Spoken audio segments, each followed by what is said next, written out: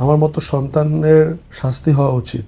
এবং তোমার heart stroke করা মারে তুমি রাইখা ওরে নিয়ে চলে গেলা। না, সে আমাকে ভালোবাসে, এত ভালো আমাকে কেউ বাসে নাই কোনোদিন। পাক সরি, আমার মুখে গালি আসছিল। মানুষজন টাইনা ধরে রাখে, সে উড়ে গিয়ে আমার বুকের মধ্যে লাথি মারছে। সবাই যখন বাসায় ঘুমাই যেত, আমি বাথরুমে ঢুকতাম, 12টা 12:30 থেকে ঢুকতাম। ভোর আজান দেওয়ার পর পর্যন্ত, আমার মা নামাজ পড়তে উঠা পর্যন্ত আমি তার সাথে দাঁড়ায় দাঁড়ায় কথা বলতাম। বলতো, তুই আমার জন্য কি করছস? কেরিয়ার শেষ হয়েছে, সব ধ্বংস, ফ্যামিলি ধ্বংস, আত্মীয় স্বজন, বন্ধু বান্ধব, থিয়েটার, ইনফ্যাক্ট আমি রিহ্যাব করে আসছি। বলতো কি হয়েছে? স্ল্যাং ইউজ করে বলতো, এইটা হইছে? ভালোবাসার জন্য মানুষ জীবন পর্যন্ত দিয়ে দেয়। একটা চিপা আছে রান্না, ওই চিপায় গিয়ে একটা খেজুর আমরা 4 জন ভাগ করে খাইছি। আশিক, অথচ 4টা ফ্ল্যাট তোমার ঢাক। ওখানকার নিয়ম হচ্ছে 4-5 জন পুরুষ একসঙ্গে গোসল করবেন, সবাই উলঙ্গ। ওরা আমার মাকে রাস্তায় একা পেয়ে আমার মাকে মারছে। এই আমার 70 বছর মায়ের বয়সে? বয়স 70-72 বছর। আমি এখনো তাকে ভালোবাসি। Can you imagine? থুতু দিতে ইচ্ছা করে না নিজের গালে তোমারে? আল্লাহ আমার একজন নেককার স্ত্রী দিছে, ভালো স্ত্রী দিছে, আলহামদুলিল্লাহ, আলহামদুলিল্লাহ। তার প্রতি যেন দায়িত্ব পালন করতে পারি। অবশ্যই। আশিক চৌধুরী প্রায় 1 বছরের বেশি পরে আমার তোমার সাথে দেখা। কই ছিলা ভাই, কি হয়েছিল? মানে হুট করে নাই। আশিক চৌধুরী ইউটিউব সার্চ লিস্টের মানুষ, সবচেয়ে বেশি নাটক দেখে এরকম তারকাদের একজন। সেই আশিক বছরখানেক ধরে কোথাও নাই। মানে এটা হয় না। এবং আজকে দেখার পরে আমি না মিলাইতে পারতেছি না আপাতমস্তক। আমি যে আশিকরে চিনি, যে উৎফুল্ল মানুষটারে চিনি, যার টিকটক আমার পছন্দ, সব পুরন পুরন বাংলা গানের সঙ্গে টিকটক করে, এত হাস্যোজ্জ্বল একটা মানুষ, আমার বউয়ের সবচেয়ে পছন্দের কোয়ার্টিস্ট একজন, আমার মিলতাছে না। আশিক কই ছিল, কি হইছে? ঠিক আছো তো? অনেকটা। এখন হয়তো কেউ ভাববে যে অভিমানে চলে গেছি বা কোনো কারণে চলে গেছি, বাট এমন কিছুই না।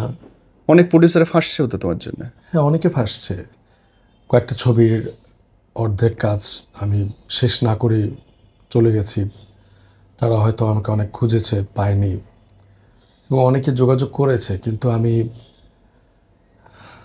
বলতে পারেন পাগল পাগল হয়ে গিয়েছিলাম আমি আর কি।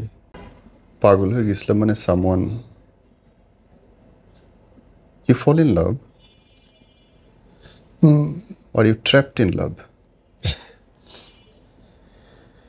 ট্র্যাপ কিনা জানি না, মানে আমরা যখন ভালোবাসি তখন তো আমরা বুঝি না, আর যে ভালোবাসে সে তো ক্ষতি করতে আসে না। সরি, আসলে সম্পর্ক করতে করতে আসলে একটা সময় গিয়ে এমন পজিশনে দাঁড়ায় যখন আসলে মানুষের হাতে কিছু থাকে না। আশিক, তুমি কান্দতেছো, আমি নিতে পারতেছি না। আমি কোনোদিন তোমার চোখে জল দেখি নাই, মুড খারাপ দেখি নাই।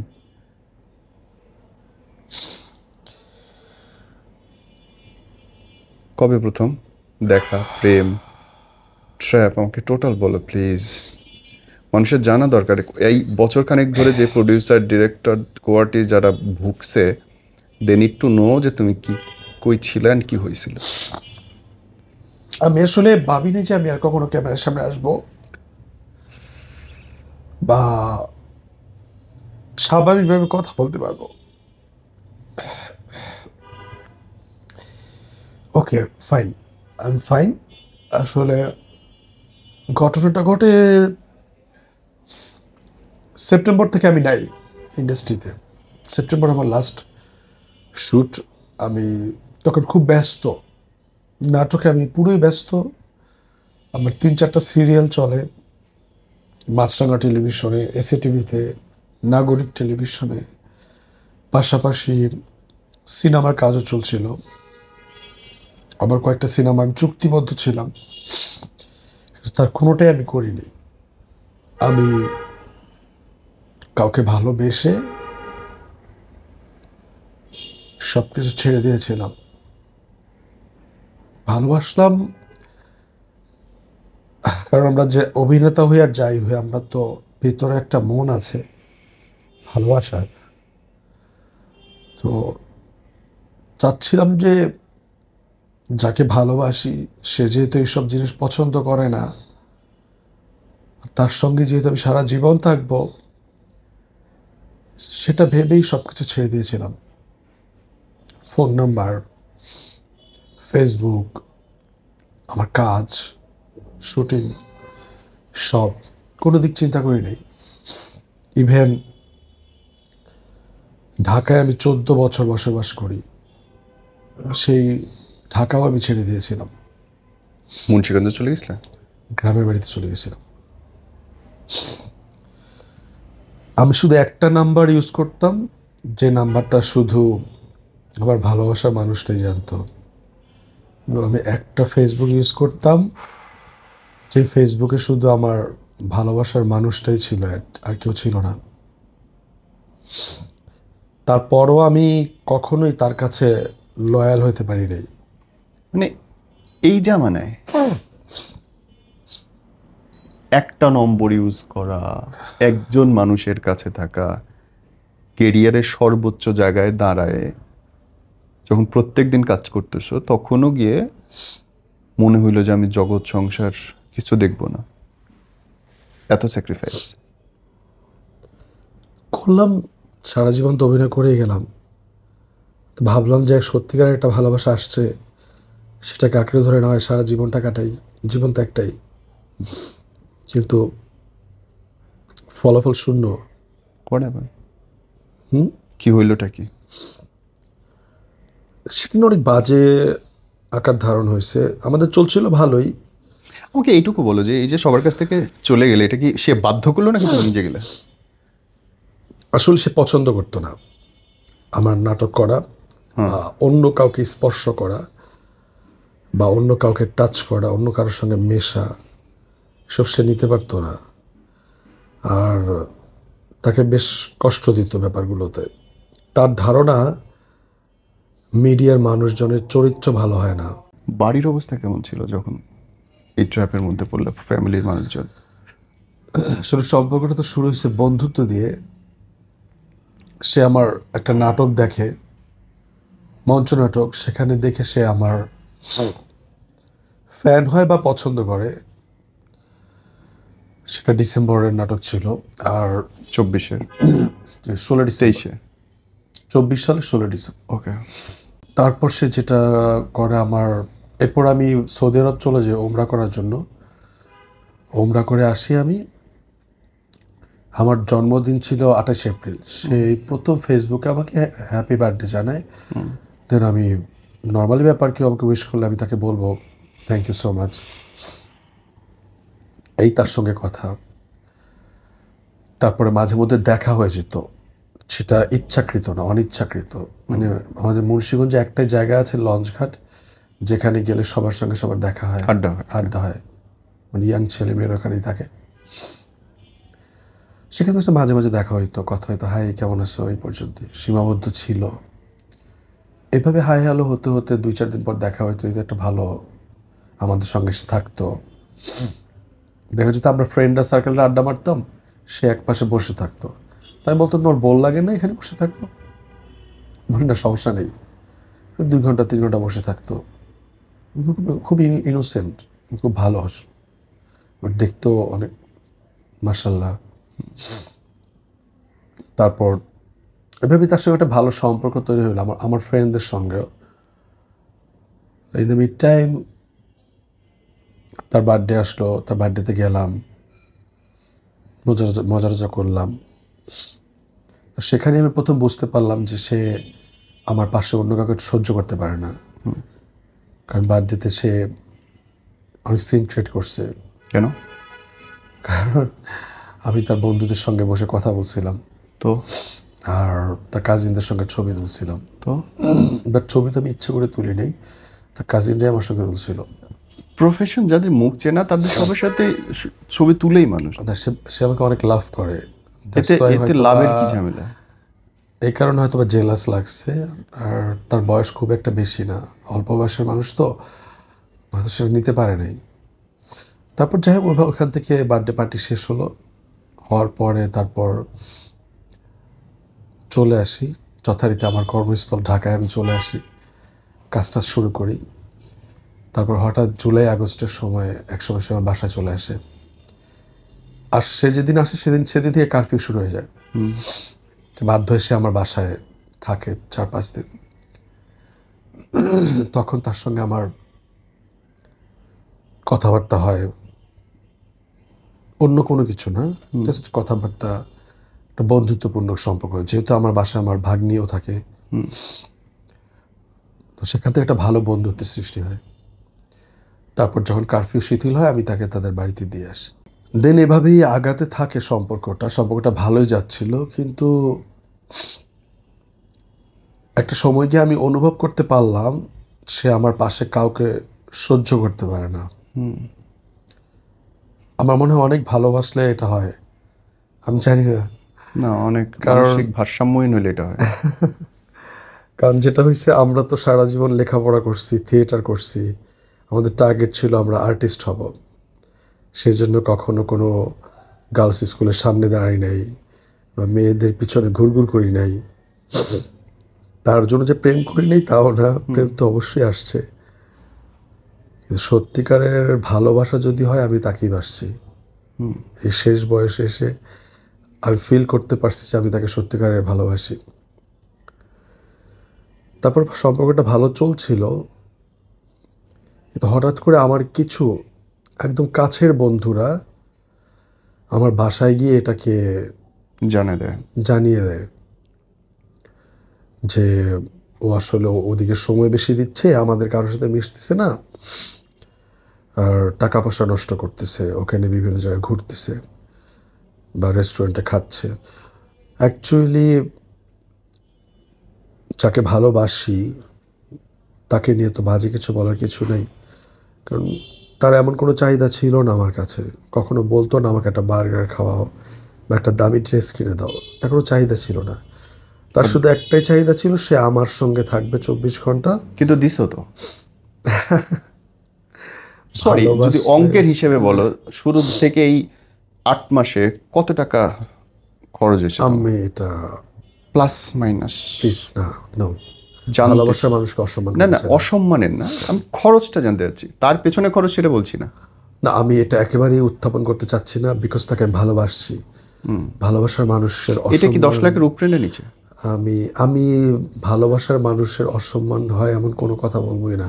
ওকে, ঠিক আছে, বাট আই আন্ডারস্ট্যান্ড। বাট সে আমার কাছে কখনো কোনো কিছু দাবি করে নাই, তার কোনো চাহিদা ছিল না। তার শুধু একটাই চাহিদা ছিল, আমার সঙ্গে 24 ঘন্টা থাকবে। সে আমার সঙ্গে থাকতে চাইছে, এবং আমার আশেপাশে কাউকে সে সহ্য করতে পারতো না। ইনফ্যাক্ট আমার ভাগ্নিকেও না, হাউ টক্সিক। আমার বোনের মেয়েকেও না। How toxic. তো এমন কিছু আমি ভাবতাম যে অধিক ভালোবাসলে হয়তো মানুষের এটা হয়। আমিও করছি, আমিও যেমন তার পাশে তার কোনো বন্ধুদের সহ্য করতে পারতাম না। বাট আমি এটা কখনো বলি নাই যে তুমি তোমার বন্ধুদের সাথে মিশো না, চইলো না। কারণ সব কিছুর পর তো একটা সমাজ আছে, সমাজ, পরিবার নিয়ে আমাদের জীবন। পরিবারকে সময় দাও, সমাজকে সময় দাও, তারপর আমার কাছে আসো। ভালোবাসা যদি বিশ্বাসী না থাকে, সে ভালোবাসা তো মূল্যহীন। সে আমাকে কখনো বিশ্বাস করতো না। তার ধারণা ছিল আমরা যারা মিডিয়া করি, অ্যাক্টর অ্যাক্ট্রেস, আমরা ক্যারেক্টারলেস, আর পৃথিবীর সবাই হাজি, মানে তারা হাজি, এবং পৃথিবীর সবচেয়ে সৎ চরিত্রের অধিকারী সে, আর আমি সবচাইতে দুশ্চরিত্র মানুষ। এবং আমি কখনো একজনে আসক্ত না। আপনি নীরব ভাই বলেন, মিডিয়াতে আমার কয় বছর? 14-15 বছর হয়ে গেছে। আমি 8-9 বছর চিনি তোমারে। আমাকে 8 থেকে 9 বছর আপনি চিনেন। এই মিডিয়াতে আমার কোনো স্ক্যান্ডাল আছে? নেভার। বরং আমার বইয়ের one of the best friend তুমি।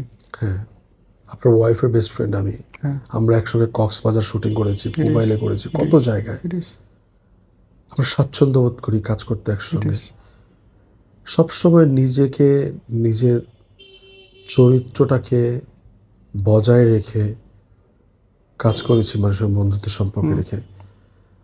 আর তার ধারণা ছিল মিডিয়া যারা করে এরা কখনো ভালো হয় না। সরি, আমি জিজ্ঞেস করি, ধরো পরের গল্পে তো আমি যাব, কিন্তু এই কথাটুকু আমি ভাঙতে চাই। অতীত খুঁজে কিছু পাওয়া গেছে পরে তার? না, এত বড় বড় যে ডায়লগ দিলা। ওই যে বললাম যে ভালোবাসার মানুষের অসম্মান করতে চাই না। বুঝছি। সংখ্যাটা 2-3 না তার উপরে? আমি একটা শুনেছি, একটা দুইটা, একটা শুনেছি, আরেকটার প্রমাণ আমি নিজে পেয়েছি, কারণ সে যখন টেক্সট করছিল আমার বাসায় বসে আমার সামনে, সেগুলো আমি দেখেছি এবং সেগুলো স্ক্রিনশট আমি রেখেছি। কেন বললাম এই কথাটা, যে যারা অনেক বেশি ডায়লগ মারে ঝামেলাগুলো সবচেয়ে বেশি তাদের থাকে। তারপর ভাবতাম সে একটা ছোট মানুষ, হয়তোবা ভুল করছে, জেনে শুনে করে নাই। ও আচ্ছা, ভেরি গুড। দেন দিন আগালাম, সম্পর্কে যাচ্ছিল খুব ভালোই, আমরা আনন্দে কাটছিল। সবচেয়ে বড় ব্যাপার হচ্ছে তার সঙ্গে থাকলে আমার ভালো লাগে, শক্তি পাই, আনন্দ পাই, সেও পায়। সে আমাকে তার অক্সিজেন বলে। তার বাসায় সবাই জানে এটা, তার আত্মীয় স্বজন সবাই জানে, এবং সে সবচেয়ে বেশি প্রায়োরিটি আমাকেই দেয়। ইভেন তার বাবা মায়ের চাইতে বেশি প্রায়োরিটি আমাকে দেয়, পৃথিবীর আর কোনো মানুষকে দেয় না। এবং দ্যাটস ওয়াই আমি তাকে অনেক বেশি লাভ করি। জানো ভাইয়া, ঠিক এই লাইনটাতে আমার আপত্তি। আমি জানি না পরের গল্পটা কি, কিন্তু আমার কাছে মনে হয় এটা হচ্ছে নাটকের সবচেয়ে সুন্দর স্ক্রিপ্ট। কেমন? পৃথিবীতে মা বাবার চেয়ে বেশি প্রায়োরিটি যখনই আমি কাউকে দিতে যাব, তখনই সেটা ফেক হবে, দেখানো হবে। এবং এই নাটকটা হচ্ছে একজন মানুষকে বশ করার সবচেয়ে বড় অস্ত্র। কিছু সিন ক্রিয়েট করতে হবে, তাতে দেখাইতে হবে তার চোখের সামনে, তারপরে পাখি বাক্সবন্দি। এনিওয়ে, বাট তার যেটা ভালো দিক, আমি কখনো তার কোনো লোভ দেখি নাই। আমি শুরু থেকে বুঝতে পারছি তার নিয়ে তুমি কোনো সত্যি কথা বলবা না, নিজের অংশটুকু বলবো। বুঝছি, আগাও।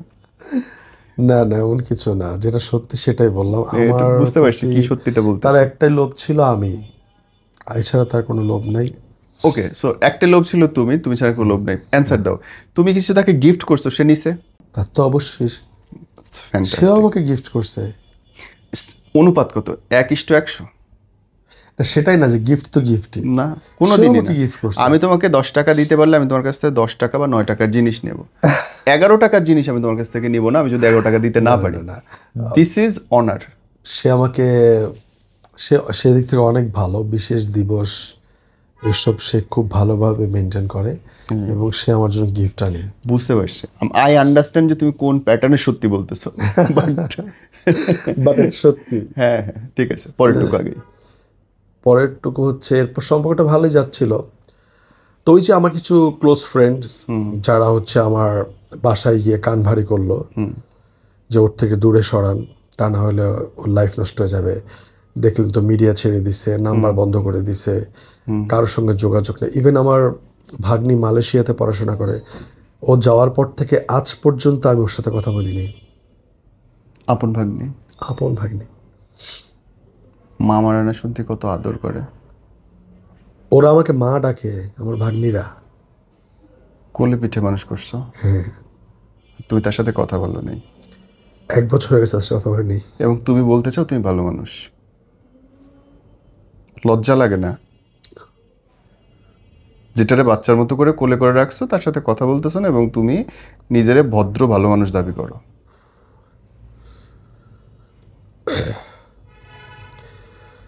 মনেও পড়ে না ওর কথা। ছি, সরি।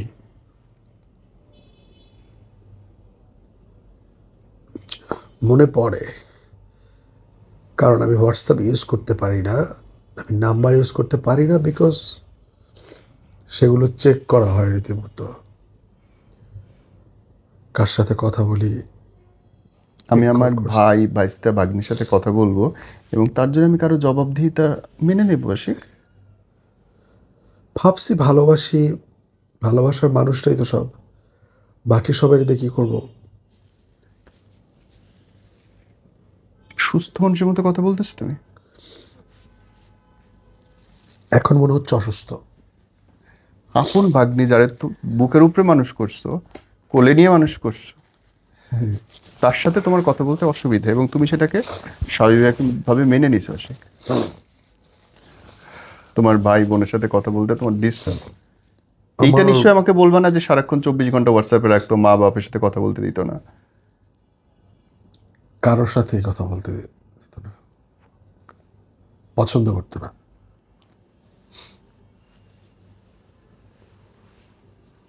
মা বাবা দিয়ে কী করবো? তাকে যখন বলতাম বাবা মার সাথে এত বাজে ব্যবহার করো কেন, বলে আমার বাবা মার সম্মান দিয়ে তোমার কি দরকার, তোমার কারে দরকার, আমাকে দরকার।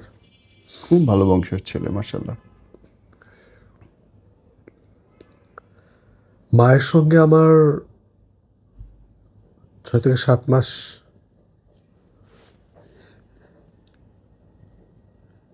ভালো করে কথা হয় না।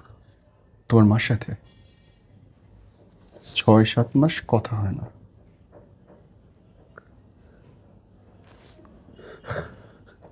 ওর পেটে জন্মেছিল না রাস্তা থেকে আনছিল?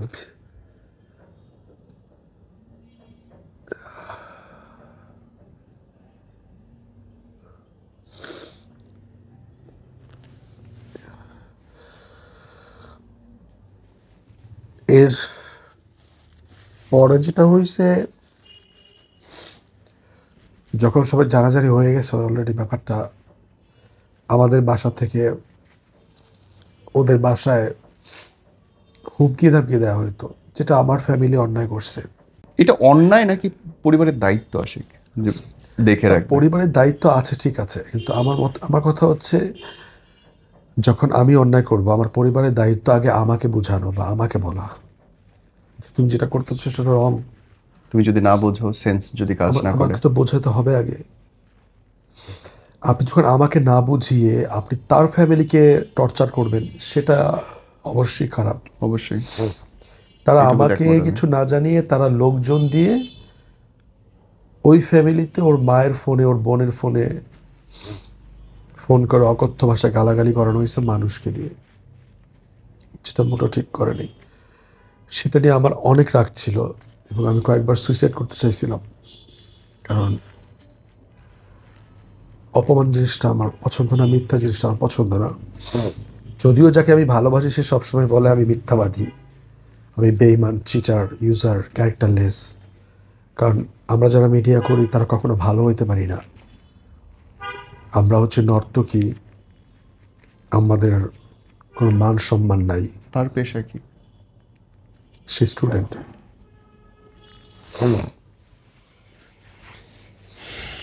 তো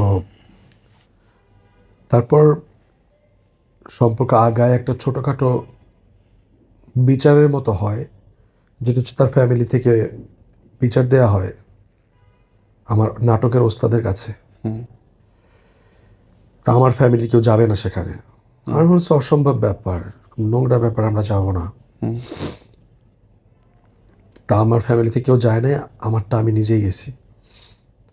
তো সে ভালোবাসার ক্ষেত্রে একদম অনর, এখানে তাকে কেউ হারাতে পারবে না। সে আমাকে প্রচণ্ড ভালোবাসার প্রমাণ সে আমাকে অনেকবার দিছে। তো বিচারে তাকে জিজ্ঞেস করা হয়েছিল তুমি কি করবা, তোমার বাবা মার সাথে থাকবা না আশিকের সঙ্গে থাকবা? সে ডাইরেক্ট বলছে আমি আশিকের সঙ্গে থাকবো। রাত বাজে 11টা, তারা তাদের সন্তানকে রেখে রেখে চলে যায় ত্যায্য করে দিয়ে। আমি পায়ে পর্যন্ত ধরলাম ওর বাবার, যে এই ভুল কাজটা করেন না, ও ছোটো মানুষ ভুল করতেছে, নিয়ে যান, ঠিক হয়ে যাবে। নেয়নি। তারপর ওই বাসা থেকে আমরা বের হলাম, বের হওয়ার পর সে রাস্তা দিয়ে দৌড় দিল, সে সুইসাইড করবে। সে যদি সুইসাইড করে সম্পূর্ণ দায়ভারটা আমার উপর পড়বে। আর তার মায়ের একটাই ভাষ্য, আমার সন্তানের কিছু হইলে তোদের ফ্যামিলির কাউরে ছাড়বো না। কারণ তার মা অলরেডি একবার আমার ফ্যামিলিতে গিয়ে পুরো মহল্লার মানুষকে জড়ো করে নিয়ে ঝগড়া করে আসছে। মানে মানিজ্যতার কিছু নাই তো? নাই কিছু আমার। তারপর ওই রাতেই সে আমাকে বলল যে হয় আমাকে নিয়ে এখন চলে যাবা, আদারওয়াইজ আমাকে হারাবা। তা আমি তো তাকে হারাতে চাই না, ভালোবাসি, অভ্যাস হয়ে গেছে, এডিক্টেড হয়ে গেছিলাম। আমি আমার বাড়িতে যাই, আমার কিছু ক্যাশ টাকা ছিল, আনুমানিক লাখখানিকের মতো, আর আমার অ্যাকাউন্টে প্রায় 30-40 লাখ টাকা ছিল। তো আমি বললাম একটু ঢাকায় যাব, তো সবাই খুবই হয়ে গেল, সবাই জানে আজকে একটা বিচার হয়েছে, তার মধ্যে আবার ও এখন চলে যেতে চায়, কারণটা কি? তো সবাই আমাকে আটকালো। তো আমি বললাম ভয় পাওয়ার কিছু না, আমি আমার চেক বই, আমার ব্যাংকের কার্ড সব তোমাদেরকে দিয়ে যাচ্ছে, আমি কিছু নিচ্ছি না, আমি সকালে ফেরত আসবো। আর কোনো জামা কাপড় আমি নিচ্ছি না, যে প্যান্ট, এই গেঞ্জি। আমি ওই কাপড়ে 1,00,000 টাকার মতো নিয়ে বের হয়ে গেলাম, তাকে নিয়ে চলে গেলাম। তো মাঝ রাস্তায় গিয়ে সে বললো যে তুমি জামা কাপড় আনো নি? আমি বলছি না। বলে আমি তাহলে জামা কাপড় নিয়ে আসি কিছু। সে তার বাসায় গেল, তার মা তার বাবা নাকি তার জামা কাপড় গুছাই দিছে, সে সেগুলি নিয়ে আসছে। আরে না, তারপর চলে গেলাম, নিরুদ্দেশ যাত্রা, ভেগে গেলাম। কেমন থেকে কেমন ছবি হতো। যখন যাত্রাবাড়ি ফ্লাইওভার উঠলাম তখন আমার কাছে ফোন আসলো। আমার আমার কাছে অনেক অনেক ফোন আসতেছে, আমি রিসিভ করি না। আমার ভাগ্নির ফোন আসছে দেখে আমি রিসিভ করছিলাম। কান্নাকাটি করতেছি, কী হয়েছে? বলে নানু মানে আমার আম্মু সিঁড়ি থেকে পড়ে আমার আমার আমার জন্য আমার পিছনে দৌড়াতে দৌড়াতে সিঁড়ি থেকে পড়ে গিয়ে স্ট্রোক করে ফেলছে। ও মাই গড। আমি তখন যাত্রাবাড়ি ফ্লাইওভারের মাঝখানে। আমি তার দিকে তাকে জিজ্ঞেস করলাম কি করব? বললো তোমার যা খুশি করো, আমি যাবো না ফেরত। তা আমি তো তাকে রাস্তায় ফেলে যেতে পারি না। একটা ছেলে মানুষ, তার উপর অ্যাডাল্ট, তার যদি মানবতা বোধ থাকতো বা মনুষ্যত্ব থাকতো সে অবশ্যই বলতো সিএনজি ঘোরাও, আগে মা। মানবতা তোমার কই গেছিল? মা তো ওর না, মা তো তোমার। ওরে তো জন্ম দেয় নাই, তোমারে রাখছে আমি পেটে। তো কুসন্তান। পেটে তো দুধ তো তুমি খাইছো। সেটাই তো, এই তো বলো আমি একটা কুসন্তান। ওর তো কিছু না। আমার মতো সন্তানের শাস্তি হওয়া উচিত। এবং তোমার হার্ট স্ট্রোক করা মারে তুমি রাইখা ওরে নিয়ে চলে গেলা। চলে গেলাম, কারণ আমি Shit. ওকে ছেড়ে রেখে যে ও সুইসাইড করতে পারে। Shit. সেই যাওয়া যাওয়া আমি আর ফিরি নেই। প্রায় 24-25 দিন ছিলাম বিভিন্ন জায়গায় জায়গায়, টাকা ভেঙে ভেঙে খেলাম। তারপর যখন 4 দিন হয় আমাদের, আমরা মগবাজার একটা হোটেলে ছিলাম। একদিন রেস্টুরেন্টে খেতে বসছিলাম, তা আমার ফোনে একটা ফোন আসছিল।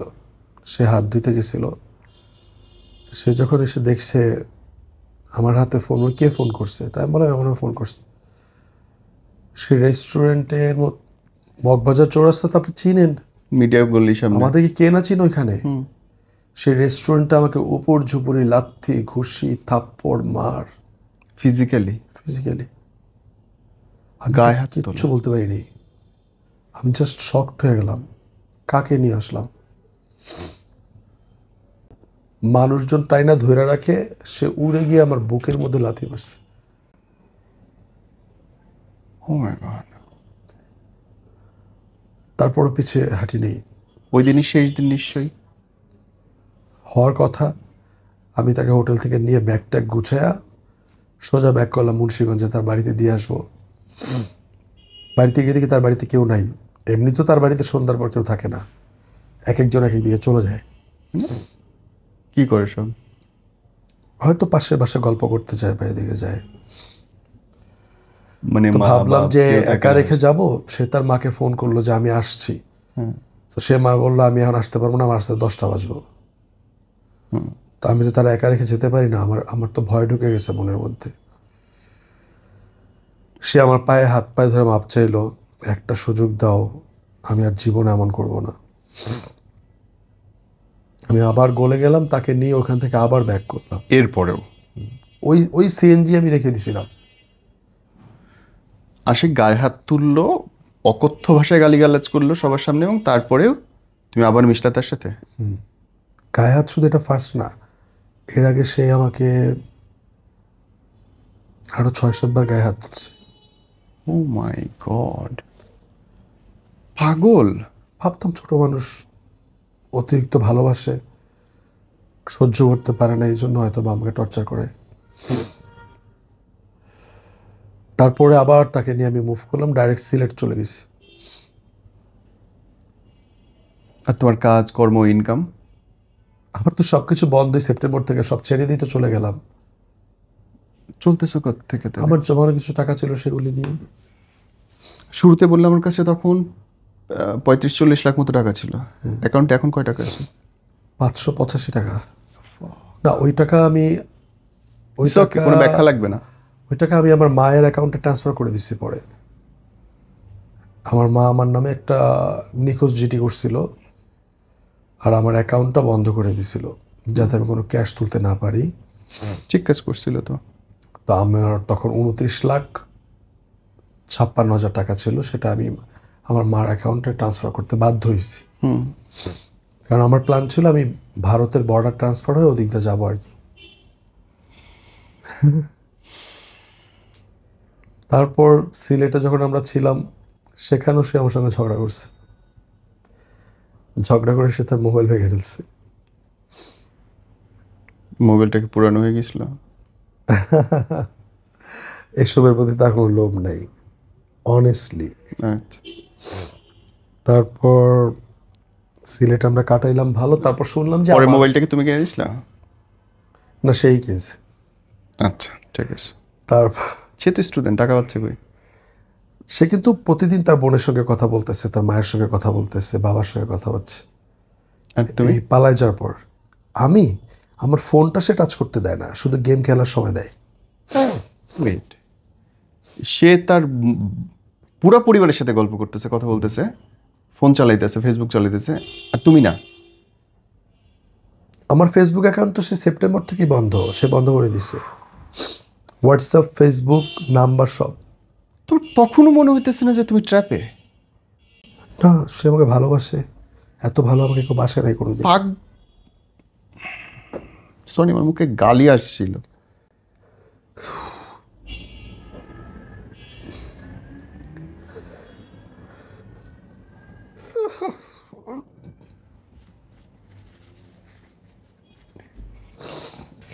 একটা সুস্থ স্বাভাবিক এক ন্যূনতম সেন্স আছে, সেও বুঝবে দ্যাটস এ ট্র্যাপ। ওর পুরা দুনিয়া ঠিক আছে আর তোমার সব কিছু থেকে তোমাকে কাট করে দূরে রাখতেছে। সে স্টোরি দিচ্ছে ফেসবুকে, কয়জন লাইক দিতেছে, সব দেখতেছে। আর তোমার মিলিয়নের পেজ, মিলিয়নের চ্যানেল সব বন্ধ। প্রত্যেক দিন তোমার কাজ থাকতো, মাসে অন্তত 20 থেকে 25 দিন তুমি শ্যুট করছো। হ্যাঁ, শিডিউলও দিতে পারিনি, এমন অবস্থা ছিল। ও মাই গড আশিক, তারপর যেটা হয়েছে, মানুষ এইরকম ঠকে, এরকম ডোবে, এরকম বোকা হয়। শিট। তারপর যেটা হলো,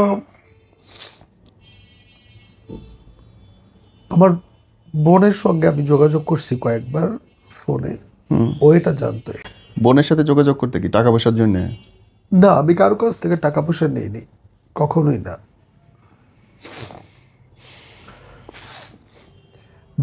বোনের সাথে যোগাযোগ করতাম কারণ আমার বোনের সঙ্গে আমার সম্পর্কটা ভালো? পরিবারের সম্পর্কটা খারাপ, আমার সঙ্গে ভালো। আচ্ছা, আমার পরিবারের একটা ধারণা যে আমার বোন আমাকে হেল্প করে। আন্ডারস্টুড। থাকে, কেউ না কেউ অন্ধ সাপোর্ট করে এই ফ্যামিলিতে। হ্যাঁ, তা আমার বোন তো ভাবছে আমার ভাই একজনকে পছন্দ করে, ও যদি হ্যাপি থাকতে পারে থাকুক, না সমস্যা। তো বোনকে শুধু বিশ্বাস করে বলতাম আমি এমন জায়গায় আছি। তো বোন একদিন আমাকে বলল যে সবার নামে মামলা করছে। তা বললাম কে? বলে ওর বাবা মা। তাই আমি ওরে বললাম তোমার বাবা মা তো মামলা করছে। ও উল্টা আমার উপর রিয়াকশন, অসম্ভব, আমার বাবা মা এরকম না, তোমার বাবা মা এরকম, তোমার ভাই বোন এরকম, আমার বাবা মা জীবনও করবো না। তা আমি আমার বোনকে বললাম যেভাবে হোক আমাকে একটু একটু প্রমাণ দেন, কপি পাঠাও। একটা মামলার নথির বা নকলটা পাঠায় দেখলো যে সত্যি। খুব নোংরা ভাষায় এজাহারটা সাজানো হয়েছে, আমি কিডন্যাপ করছি তাকে, এবং আমি কিডন্যাপের মূল হোতা হচ্ছে আমার বড় ভাই। মানে মেইন আসে বড় ভাই? হ্যাঁ, কিছু করলো না, আমার ধরলো বড় না, ভাইয়ের ছুড়লো না? উপর ওদের একটা জিদ আছে, কারণ ওর মা যখন আমাদের বাসায় বিচার করতে আসে আমার বড় ভাই ওর মাকে অপমান করছিল। তো কেন করবে না? তারপর ওরা, আমি বললাম কি করবো এখন, যাওয়া উচিত, কারণ আমি চাই না আমার, কারণ আমার বড় ভাইয়ের, কারণ আমার বড় ভাই একদম নিরীহ একজন মানুষ। তো রাজি হইলো চলো। তো আসলাম, এসে থানায় সারেন্ডার করলাম। করার পর ও পুলিশের সামনে বলল যে আশিকের কোনো দোষ নাই, আমি আমার বাবা মার সঙ্গে রাগ করে চলে গেছি, আমি আমার বাবা মার নামে মামলা করতে চাই। আমি কিন্তু ওকে কিচ্ছু শিখাই দিইনি, 19 থেকে বলছে। কারণ আমি ডিটারমেন্ট, আমার ফাঁসি হইল জেল হইল, আমি আর ওই অত্যাচারিত লাইফ নিতে পারতেছিলাম না। ও বলল পরে এটা শেষ হইলো, কিন্তু ওর বাবা আর অভিযোগটা তুলে নেয়, আজকে তুলি কালকে তুলি করতে করতে আর তুলে নেয়। তারপর জানুয়ারি গেল, এটা ফেব্রুয়ারি গেল। ফেব্রুয়ারিতে আমরা যোগাযোগ করতাম, বিভিন্ন জায়গায় বসে গেম টেম খেলতাম, ঝগড়া তো হইতই আমাদের মধ্যে। ফেব্রুয়ারিতে আমার মা ওমরা করার জন্য সৌদি আরব চলে গেল, আমার মা খালা সবাই এরা। তুমি সেবার যাও নাই? হ্যাঁ, আর ফেব্রুয়ারির 28 তারিখে হচ্ছে আমার বাসায় ছাদ জ্বালাই দেওয়া হবে, 4 তলার ছাদ। তো মা আমাকে বুঝাই গেল যে বাসায় থাকিস, তোর বড় ভাই একা। তাই আচ্ছা ঠিক আছে। তো মা যাওয়ার পরে যে কোনো কারণে বড় ভাইয়ের সঙ্গে আমার একটু তর্ক বিতর্ক হয়, এবং আমি আরো বেশি উচ্ছৃঙ্খল হয়ে গেলাম। আমি বাড়িতেই থাকি না, আমি সকালে বের হই ওর সাথে, দুপুরে বের হই ওর এবং সাথে। কোনো কাজ নাই সারাদিনে? আমার তো কোনো কাজ নেই আর। ও মাই গড। আমার চুল বড় বড়, আমার দাড়ি শেভ করতে পারি না, আমি মুখে একটু মানে যত্ন নিতে পারি না। আমার সে একটাই প্যান্ট, একটাই গেঞ্জি। একটাই প্যান্ট একটাই গেঞ্জি মানে? মানে ও যেটা পছন্দ করতো আমি শুধু সেটাই পরতাম। একটাই প্যান্ট একটা গেঞ্জি ব্যাখ্যা কি? মানে একটাই প্যান্ট আর একটাই গেঞ্জি পছন্দ করে দিছে এবং তুমি সেটাই পরতেছো? এই কন্টিনিউ? আমি যে 25 দিন বাইরে ছিলাম, আমি সে একটা প্যান্ট একটা গেঞ্জি পরছি। শুধু মাঝখানে বোধহয় একদিন ওর একটা প্যান্ট পরছিলাম, এরপর ও আর পরতে দেয় না আমাকে। মানে ওটা পরলে আমাকে একটু মানে কি বলবো, একটু ভালগার লাগে আর কি, এই জন্য পরতে দেয় না আর কি। বেশি ফিটিংস পরলে আমাকে ভালগার লাগে আর কি। ওয়েট, না তুমি এই কন্টিনিউ এক জামা এক টি শার্ট পরতেছো Ashiq? T shirt shirt change করি, শার্টটা মানে প্যান্টে এক প্যান্ট পরতেছো? হয় হয়। অথচ তোমার ড্রেসিং রুমই আলাদা, পুরা জামা কাপড়ের রুম আলাদা। আমি তো প্রতি 6 মাস পর পর বস্তা ভরে ভরে জামা কাপড় মানুষকে দিতাম। হ্যাঁ তাই হয়, আমাদের তাই হয় সবাই। আপনি ভালো জানেন আমরা যারা কাজ করি। ও মাই গড। তো সব জামা কাপড় ওইভাবেই প্যাকেট করাই আছে আমার, পরি নেই। পুরো শীতে আমি একটা হুডি পরি নেই, বা পুরো শীতে। আর উনি? ও ছোট মানুষ পড়ছে, সো ওর ব্যাপারটা হয়েছে যে ও চাচ্ছিল যে আমি যেন শুধু ওর হয়ে থাকি, আর উনি সবার হয়ে থাকবে। ও সবার কাছে চায় না। ওর মার সাথে কথা বলে না, বাবার সাথে, সবাইকে ছেড়ে দিছে। এবং এটা স্বাভাবিক লাগতেছিল? ওর আত্মীয় স্বজন বন্ধু বান্ধব কারোর সাথে মিশে না। ওয়েট, আমি কারোর সাথে মিশতেছি না মানে আমি তোমারে ভালোবাসতেছি না? এটা অস্বাভাবিকতা। এটা অবশ্যই অস্বাভাবিকতা। ও পড়াশোনা বন্ধ করে দিল, অথচ আমি কখনোই বলি না যে তুমি পড়াশোনা বন্ধ করো। টিচার আসতেছে, পড়তেছে। এখন যদি তুমি টিচারের সঙ্গে 4 ঘন্টা বৈশা না পড়া বৈশা থাকো, সেটা তো আমার দেখার দায়িত্ব না, সেটা দেখার দায়িত্ব কার? তার মায়ের, বাবার। কারণ আমি তো তার বাসায় থাকি না। এখন উঠতে বসতে তার মা, সে তো বলেই, তার মাও বলে আমি নাকি তার সন্তানের লেখাপড়া নষ্ট করছি। তাহলে আপনি কি করছেন? তাহলে কথায় কথা আসে না, আপনি কি শুধু মহল্লায় মহল্লায় পাড়ায় পাড়ায় ঘুরে ঘুরে কুটনামি করছেন? নিজের সন্তানের লেখাপড়ার দেখার দায়িত্ব কি আমার? তাহলে আমার কাছেই দিয়ে দিতেন, মামলা কেন করে আনাইলেন? আমি যখন ওখানে চলে গেলাম, মামলাটা করে ফেরত আনালেন কেন?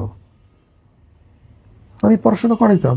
আফটার দ্যাট ঝামেলাটা, বড় ঝামেলাটা কই লাগলো? উঠতে বসতে আমাকে চিটার, বেইমান, ইউজার, ক্যারেক্টারলেস, তোদের বংশই এমন, তোদের ফ্যামিলি এমন। আমি জানি এই ভিডিও যদি কখনো তারা দেখে, তারা বলবে হাই হাই কত মিথ্যা কথা বলছে, হাই হাই দেখছোস দেখছোস। আর কিছু হইলেই সবাইকে জানায় আগেই না করছিল। ও তো কথা কথা বলে আগেই আমাদের সবাই না করছে তোর মতো মানুষের সাথে মিশতে। ইভেন আমাকে একদিন রাস্তায় মারছে, ওদের বাড়ির সামনে ইট নিছে মারার জন্য।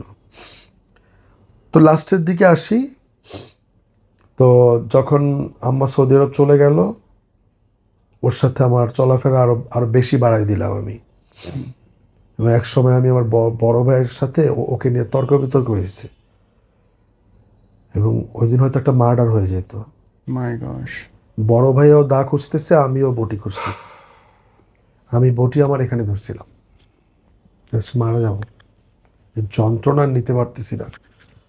একদিকে যাকে ভালোবাসি সে টর্চার করে, 1 সেকেন্ড ফোনটা ধরতে দেরি হইলে ফোন ধরলা না কেন, ফোন কই ছিল, আর সে 2 ঘন্টা ফোন বন্ধ করে রাখতে পারবে আমি প্রশ্ন করলে চার্জে দিছিলাম। বুঝতে পারছেন? এ থেকে বাড়াইলে কেমনে? তারপরে বড় ভাইয়ের সামনে বটি দিল, বড় ভাই চলে গেল। আমার বোন রাতে এসে আমাকে খাওয়াই টাওয়াই গেল, যে খায়াটা চল আমার বাসা চলে যাই। বললাম কালকে বাড়ি ছাদ জ্বালাই দিবে, থাকতে হবে ভাইয়া একা। ওই দিন রাতেই আমাকে 6-7 জন লোক এসে নিয়ে গেল। আমি বুঝতে পারিনি কারা। আমি ভাবছি আমাকে কেউ মার্ডার করার জন্য নিচ্ছে। কোথায়? আমি ভাবছি আমাকে কেউ মার্ডার করবে, হয়তো ওর ফ্যামিলি থেকে পাঠাইতে পারে বা আমার ফ্যামিলি থেকে করতে পারে। কারণ আমি তখন আমার ফ্যামিলির কাউকে বিশ্বাস করতাম না, ইভেন আমার মাকেও না। হুম। আমি পৃথিবীতে শুধু ওরেই বিশ্বাস করতাম। ইনফ্যাক্ট এখনও করি বিশ্বাস, যে ও আমার কোনো ক্ষতি করবে না। আমাকে রিহাবি দিয়ে দেওয়া হলো। রিহাবে? হাউ ওয়াজ ইট? রিহাবের লাইফটা কেমন? যদি পৃথিবীতে কোনো দোজখ থাকে সেটা রিহাব। রিহাবের একটা কথা আছে যে 36টা জেলের সমান একটা রিহাব। হ্যাঁ?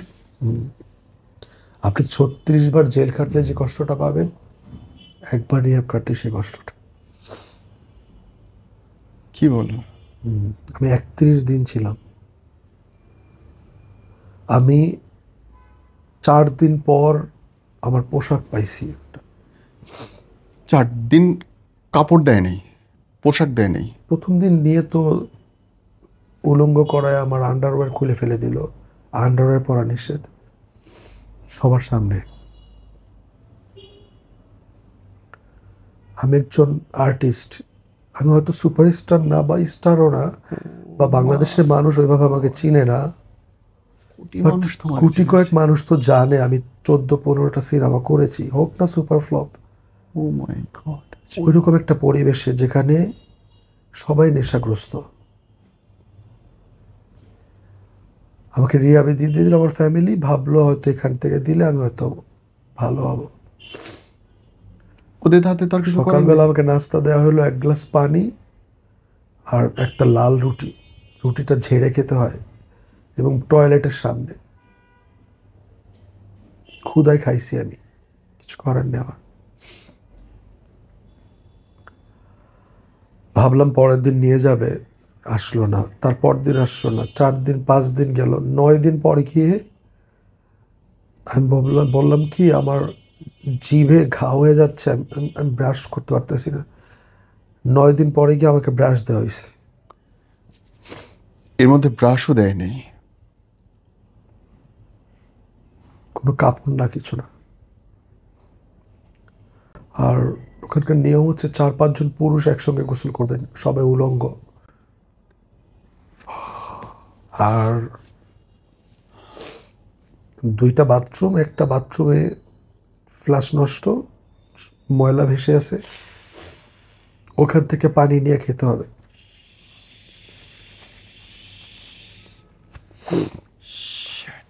শিট। আমার ও মাই। ফ্যামিলির প্রতি ওটাই আমার রাগ।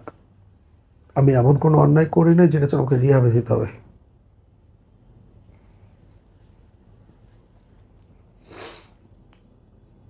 দুপুরে খাবার দিল,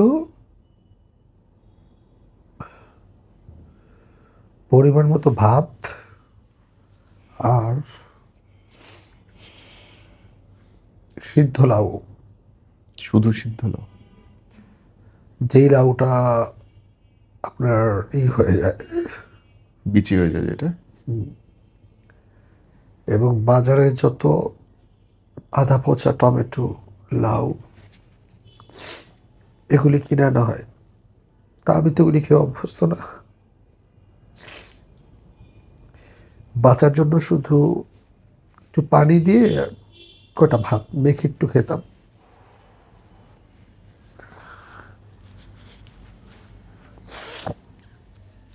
যেখানে আমাকে দেখতে মানুষ টিকিট কাটছে হলে, দুজনই কাটছে ধরেন,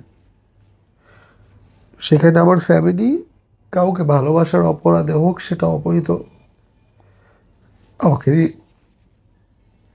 রিহাবে দিয়ে দিছে। আমি তো কোনো নেশা করি না, প্রতিদিন ভাবতাম আজকে নিবে কালকে নিবে, নেয় নেই। আর ব্রাশ প্রতিদিন করতে দেয় না, 3 দিন 4 দিন পর পর। আজকে লাউ সিদ্ধ, কালকে টমেটো সিদ্ধ, এই দিয়ে আপনাকে ভাত খেতে হবে। আর পানির, আপনি দেখতেছেন এখানে টয়লেট করতেছেন, সেখান থেকে কি করে আপনি পানি এনে খান?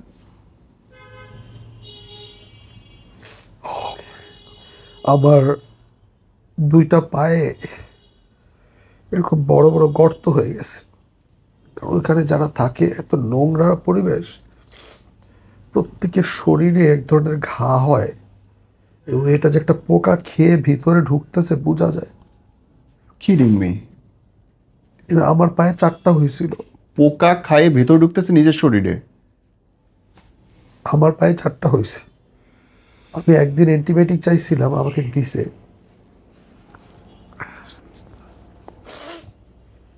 তবে ওখানে কিছু ছেলে আমাকে হেল্প করছে, পিয়াস, ইফতু। নেশাখোররাই ভালো সাধারণ মানুষের চাইতে, ওদের মধ্যে মানবতা আছে। ধরেন কাঁদতে কাঁদতে আমার মনে হচ্ছে চোখ অন্ধ হয়ে যাবে, এমন অবস্থা হয়েছিল আমার।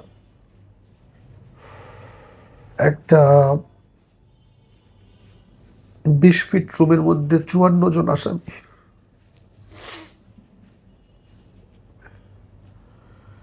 ওই পিয়া শিফট আমাকে একটু হেল্প করতো। যখন আমি বলতাম একটু গোসল করবো, তো ওরা লুকায় একটা পাইপ ছেড়ে আমাকে গোসল করাই দিত।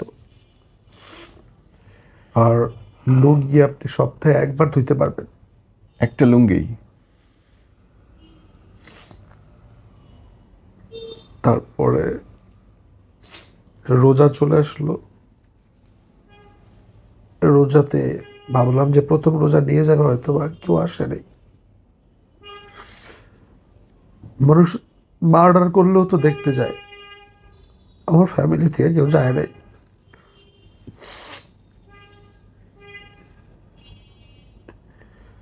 সন্ধ্যায় সেহরি করলাম ওই সিদ্ধ লাউ আর ভাত দিয়ে।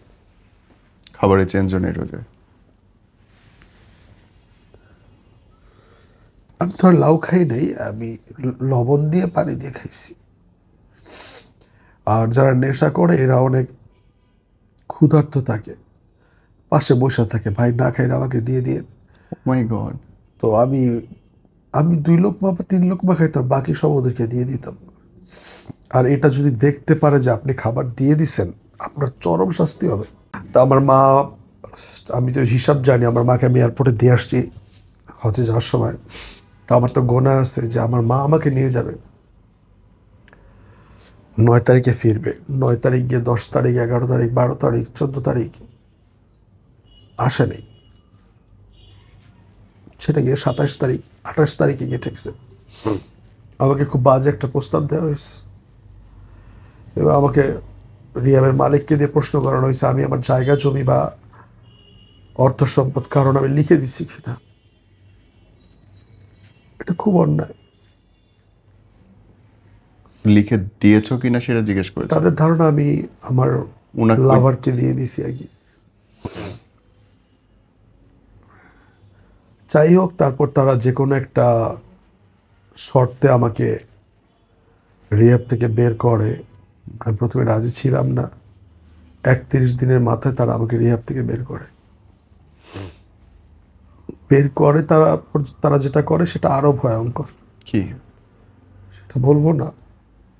এরপর আসে আমার ভালোবাসার ঘটনায়। রিহাব থেকে বের হওয়ার পর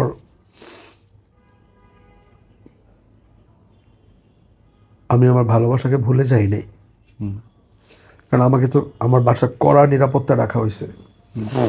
আমি আমার রুমের দরজা বন্ধ করতে পারবো না, আমি টয়লেটে বেশিক্ষণ থাকতে পারি না, বাইরে যত প্রশ্নই আসে না, মোবাইল তো নাই। কিন্তু আমার একটা ভাঙা মোবাইল ছিল আমার আলমারিতে। আমি সেই মোবাইলটা অন করলাম চার্জে লাগায়, এবং ওই মোবাইলটা চার্জে লাগায় লাগায় কথা বলতে হয়। সবাই যখন বাসায় ঘুমাই যেত আমি বাথরুমে ঢুকতাম। বাথরুমে 12টা 12:30 থেকে ঢুকতাম, ভোর আজান দেওয়ার পর পর্যন্ত, আমার মা নামাজ পড়তে উঠা পর্যন্ত আমি তার সাথে দাঁড়ায় দাঁড়ায় কথা বলতাম। এভাবে একটা মাস কাটাইছি আমি।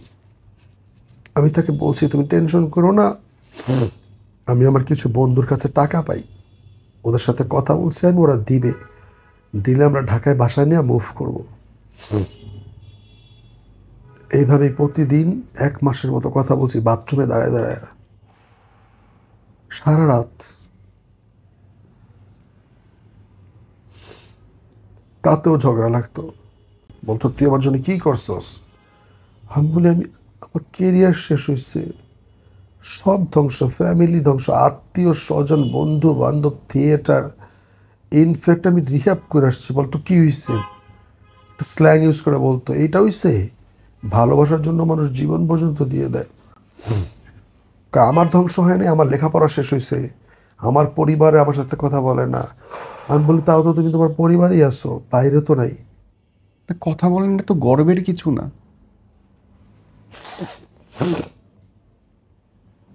তারপরে যেটা হইলো, তার সাথে আমার ডিড হইলো যেরকম এরকম। তো ইন দ্য মিড টাইম আমি জানতে পারলাম সে, আমি যখন রিহাবে 1 মাস ছিলাম, আমি একটা দিনের জন্য তাকে ভুলি নেই।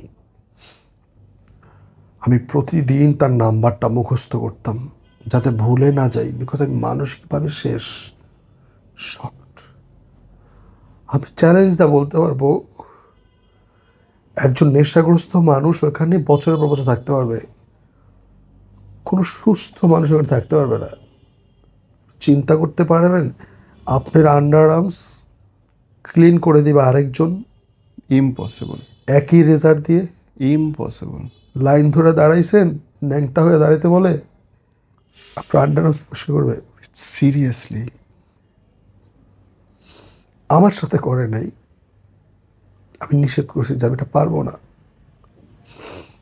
কারণ ব্লেড তো দিবে না কারো হাতে। না না, একজন সবারটা পরিষ্কার করে দিবে, একই রেজাল্ট দিয়ে সবাইকে। নেশাখোরটা কি ওর ভেতরে নেশা করে? না, ওকে। এটা নেশাগ্রস্তদের জন্য পারফেক্ট জায়গা। কেমন?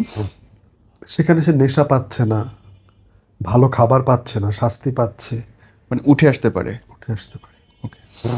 আমাদের জন্য না। ওকে। যার কি করে পায়খানার পানি খাবেন, তাও তো বেঁচে থাকার জন্য খাইছি। এমনও ঘটনা গেছে, রান্নাঘরে একটা খেজুর পাইছে পিয়াস, আমাকে খুব ভালোবাসতো পিয়াস, আমাকে ডাইকা নিয়ে আসছে, আসো আসো আসো, একটা চিপা আছে রান্না, ওই চিপায় গিয়ে একটা খেজুর আমরা 4জন ভাগ করে গেছি। আশিক। আশিক। অথচ 4টা ফ্ল্যাট তোমার ঢাক।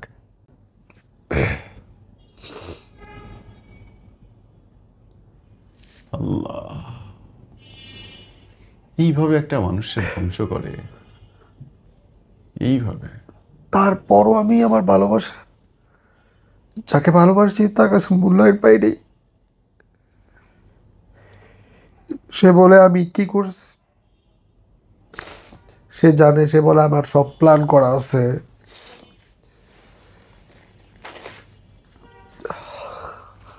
ছি।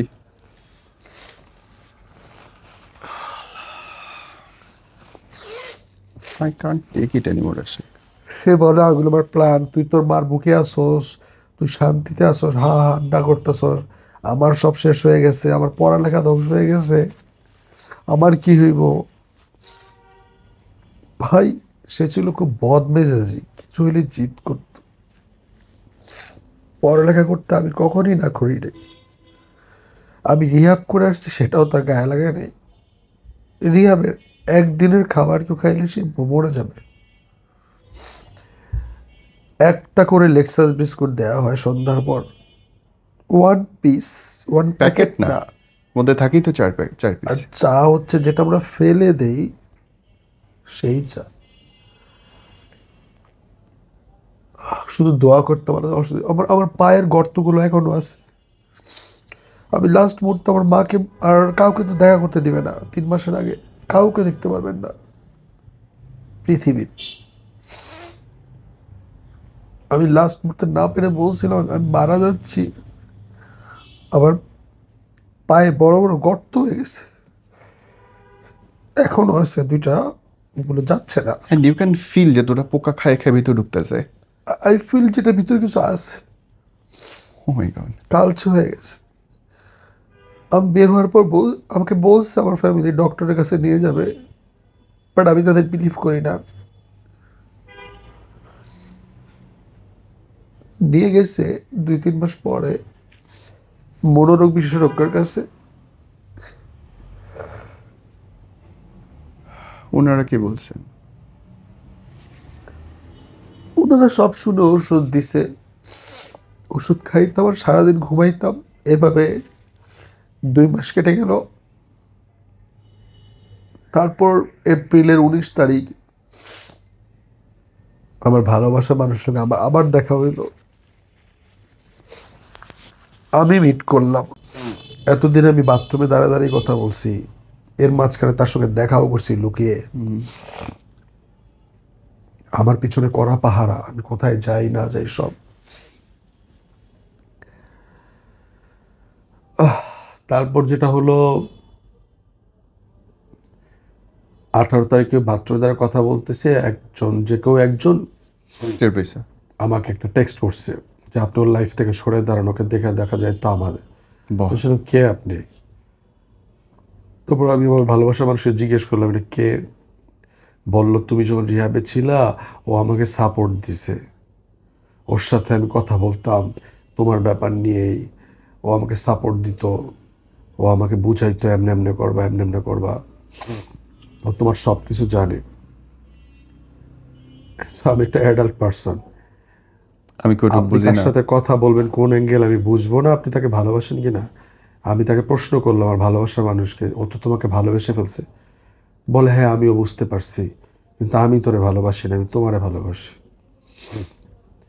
একটা মানুষ এমনি এমনি আরেকজনের ভালোবাসবে এত সোজা? সোজা। যদি আমি পথ না করে সে দিই। সকাল বিকাল রাত সারাক্ষণ তার সাথে কথা বলছে। তারপর ধরেন যেটা হয়েছে, এটা নিয়ে আমি তাকে কখনো সন্দেহ করে নেই। আমি ভাবছি হয়তো বা তাকে সাপোর্ট দিচ্ছে ভালো, কিন্তু সে যখন লাস্ট এসএমএস আমার করছে যে আপনি ওর জীবন থেকে সরে যান, ওকে দেখে রাখার জন্য আমরা আছি, তখন আমি ওর জিজ্ঞেস করলাম এটা কতটুকু এবার কি করা উচিত। এইটা নিয়ে সে উল্টা রিয়াকশন আমার সাথে, হ্যাঁ আমার চরিত্র খারাপ ভাবস নাকি, তোদের মতো ভাবস নাকি, তোরা যারা মিডিয়া করস তোদের চরিত্র ভালো, তোরা তো ক্যারেক্টারলেস। মানে আমরা যারা মিডিয়া করি, আরে মিডিয়া আমরা করি, আমরা আমাদের ক্যারেক্টার ভালো। মিডিয়ার কোন লোকটা ঘরের মধ্যে ধরা খাইছে, কোন লোকটা ধর্ষণ করছে, তোদের মতো মানুষ বাইরের মাঝে কথা বলি, দর্শক কয়টা আছে মিডিয়ার? নাই। আমরা তো 100 জন 1000 জনের সামনে অভিনয় করি। তর্ক বিতর্ক করে আমি ফোন বন্ধ করে দিছি। আপনি আমাকে বলেন নীরব ভাই, আমি রিহাবে গেছি, আপনি আমাকে এত ভালোবাসেন, এত কিছু হয়ে গেল মামলা টামলা, তারপরে আমি রিহাবে থাকার পর আপনার কিভাবে থাকা উচিত? নামাজ পড়া উচিত। সে নামাজ পড়ছে, সন্ন্যাসী হয়ে যেত তো, মানুষ পাগল হয়ে যেত, অ্যাবনর্মাল হয়ে যাওয়ার কথা। স্বাভাবিক, সুস্থ থাকার কথা সে না। কলেজে গিয়ে ভিডিও বানাইছে, সেটাও নাকি আমাকে ডেডিকেটেড করে বানাইছে। সে কলেজে গিয়ে ফটো সেশন করছে, বাহ। সে রেস্টুরেন্টে গিয়ে কাজিনদের সঙ্গে ভিডিও বানাইছে, ছবি তুলছে, সবাই নাকি তাকে জোর করে নিয়ে গেছে। বাবা, ভেরি গুড। সে 29 তারিখ আমাদের প্রথম দেখার ডেট পালন করছে, আমার দেওয়া ড্রেস পরে কেক কেটে, বাহ। আবার সুন্দর করে ফটো সেশনও করছে। মানুষের চেহারা দেখলে তো বুঝে যায় কতটুকু শখটা আসোস। হ্যাঁ। আমি তাও কিছু বলি নাই, না বলে আমি মেনে নিলাম, চললাম। কিন্তু 18 তারিখে ওই SMS-টার পর আমি ফোন বন্ধ করে দিলাম। 19 তারিখে যেটা হইলো তার সঙ্গে আমার আবার সরাসরি দেখা হইলো। দেখা হওয়ার পরে সে ব্যাগ নিয়ে আসছে একটা, কেন নিয়ে আসছে আমি জানি না। তারপর তার সঙ্গে আমার তর্ক বিতর্ক হওয়ার এক পর্যায়ে আমি তাকে একটা চর মারি। আমি একটা চর মারার সাথে সাথে সে আমাকে রাস্তার কুকুরকে আমরা যেভাবে পিটাইছে সেভাবে আমাকে পিটাইছে। আমি চাইলেই তাকে মারতে পারতাম। আশেপাশের মানুষ জড়ো হয়ে গেল, সে আমার পরনের শার্ট ছিঁড়ে ফেললো, আমি উলঙ্গ। আর যে মানুষ আমাকে ভালগার লাগবে দেখে প্যান্ট পরতে দেয় না, আমার পেট দেখা যাবে দেখে ছোট গেঞ্জি পরতে দেয় না, সেই মানুষ আমাকে ভরা মজলিসের উলঙ্গ করে দিয়ে বলল এগুলি আমার ফ্যামিলির বিজনেস, ছোট ছোট আমার মানুষদের ধরে ধরে আমরা বিজনেস করি, আমার স্বভাব এগুলি, আমি এগুলি করি। সে তার বাবারে ফোন দিল, বাবা আমারে মাইরা ফেললো, এই এমন এমন আশিকে তোমরা তাড়াতাড়ি আসো। ওর বাবা লোকজন নিয়ে আসলো হুন্ডা দিয়া, একটু পর ওর মা আসলো। ও মাই গড, আমার মনে হয় উনি পলিটিক্স করলে ভালো করতো। এত বাজে ব্যবহার, আমার বোনের বাসা ছিল, এটা আমার বাসা না। এত বিশ্রী বিশ্রী ভাষায় চিৎকার করে গালাগালি করে তারা গেল। কল্পনা সেই মুহূর্তে ও সবার সামনে আমাকে মারতে আসে। এটা ভালোবাসা? আমি তখনও বুঝি নেই। এটা তো প্রথম দিনে বোঝার কথা যখন গায়ে হাত তুলছে যে এটা ভালোবাসা হইতে পারে না, এটা নোংরামি। প্রথম দিন গায়ে তোলা হাত তোলার রিজনটা কি জানেন? না। আমার ভাই হসপিটালে ভর্তি, ডেঙ্গু হয়েছে। হ্যাঁ আমার ফ্রেন্ড ডক্টর, ও আমার ভাইকে দেখতে আসছে। হ্যাঁ। তা আমি আমার ভাইকে, আমার ফ্রেন্ড দেখতে আসতো, ওকে আগাই দিয়ে আসতে গেছিলাম। না, ভদ্রতা। ভদ্রতার এটা মেনার না। তো বলতেছে আয় এক কাপ চা খাই তারপর যাইস। ওখানে দাঁড়া এক কাপ চা কেন খাইলাম, এই জন্য ও নেমে এসে ওর সামনে থেকে আমাকে কলার ধইরা নিয়ে চিপাই গিয়া আমাকে মারছে, গালের মধ্যে থাপ্পড় মারছে। তার মানে এই যত খারাপ কিছু হয়েছে আশিক তুমি নিজে জিনিসটাকে প্রশ্রয় দিচ্ছ। আমি প্রশ্রয় দিছি, সম্পূর্ণ কিছু যেন আমি দিই, ওর দোষ না। 100%। মানে যা কিছু হয়েছে আমার সঙ্গে আমার দায়ী। এন্ডটা তো হয় নাই। এন্ড যেটা হইলো, ও আমাকে মারলো, ওর বাবা মাকে ডাকলো, ওর বাপ মা এসে তো ইচ্ছা মতো গালাগালি, মানে সম্মানের কিছু চিৎকার চেঁচামেচি করে। আমার বোনের বাড়িতে। ও মাই গড, ও মাই গড। ও বললো যে তোরে মারমু, তুই মুন্সিগঞ্জে কেমনে থাকস দেখা দেবো, তোর ভাইরে মারমু, মানে লুটের মাল পায়া বইছে। আর বাবা বলতেছে যে আমরা মারমু, কেমনে থেকে দেবো। ও কয় না বাবা, আমি আমার নিজের হাতে মারবো। সাবাস। এগুলো আমি নিজে কান শুনছি, অথচ আমি একটা বেয়াদবি করিনি। ওর মার একটা শব্দ করিনি। কি সুন্দর ভালোবাসার উপহার না, ডালাটা পাইলে। আমি আমার ছেঁড়া শার্ট নিয়ে আসি, ওই শার্টটা আমার এখন আছে, ভুলেছি, আজকে আনা দরকার ছিল। ও মাই গড। ওইভাবেই রইল 10-12 দিন কথাবার্তা। এরপরে ঘটনা হচ্ছে, আমার বাড়ি থেকে লোকজন আসছে, আমার নিয়ে চলে গেল। তো রাস্তাটা এরকম দুই দিকেই যাওয়া যায় আমার বোনের বাড়িতে। তো আমরা এদিক দিয়ে চলে গেছি, আমার মা খবর পেয়ে আবার এদিক দিয়ে আসতেছিল। ওরা আমার মাকে রাস্তায় একা পেয়ে আমার মাকে মারছে। আমার মায়ের বয়স 70-72 বছর। আমার মায়ের 2টা হাতের কোনোই ছিঁড়ে, মানে ছুঁইলা গেছে, ধাক্কা দিয়ে যে ইটের মধ্যে ফেলছে। তারপরে তুমি আস্ত ওর মায়ের বয়স 38-40 যেন।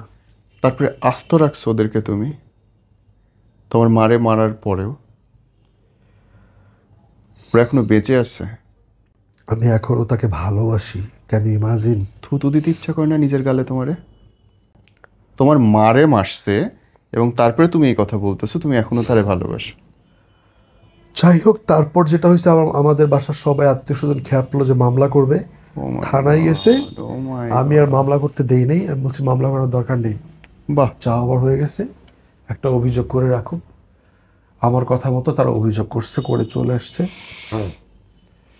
তারপরে আমার লজ্জা হয় নাই। তোমার মারে মারছে এবং তারপরেও আমার লজ্জা হয় নাই। আমি তারপরে আবার তার সঙ্গে যোগাযোগ করছি, আবার। বিকজ আমি তার ছাড়া থাকতে পারি না। You really need mental help. সুস্থ নাই আশিক। You are in big trap, emotional trap. আমার মা আমার যে উপকারটা করছে, এর মাঝখানে আমাকে বিয়ে করাই দিছে। ওকে।